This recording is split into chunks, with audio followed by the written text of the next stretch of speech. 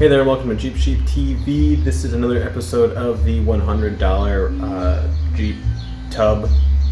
Anyway, neighbors playing music, just don't mind that.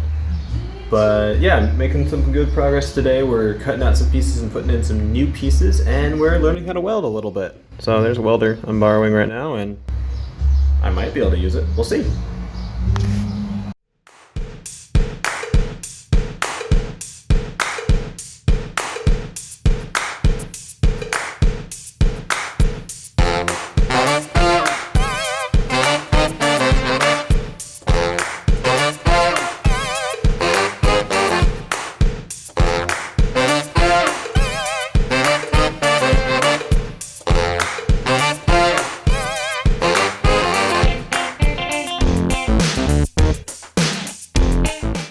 Alright, this is interesting.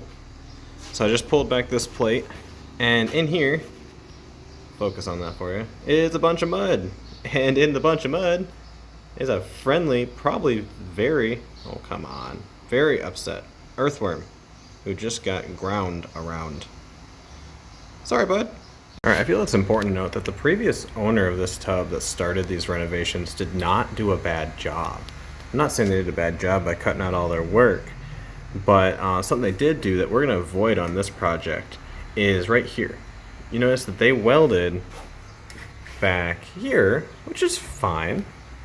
But then that leaves this area right here, an opportune area for water to get trapped in between these two pieces of metal, causing a crevice corrosion, which is going to accelerate that. Not good. So everything that we're going to do in this project is going to be flush. It's going to be surface to surface, and we're going to try to avoid any crevices. And as you can see, after many years, two pieces of metal that have been pushed together have a tendency to, oh, there's my finger, have a tendency to corrode. So we're going to avoid that. We're actually going to be cutting this out. We've been doing some welding here, and I'll show you that. I got the settings right on my welder, and it's actually penetrating. So it's going to look really splotchy because I just ground down all the welds, but I'll throw a picture up for you. But yeah, so here you go. I ground down most of the welds. These are just anything I missed is what these splotches are.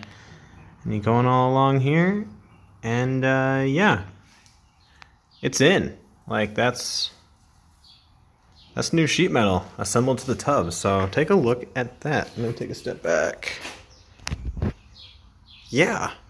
So yeah, we're actually making some kind of progress now. What do you know? From the interior, this one, I've run a couple of beads along here, and it hasn't been ground down yet. But yeah, it's filling up pretty good. Here's kind of fun.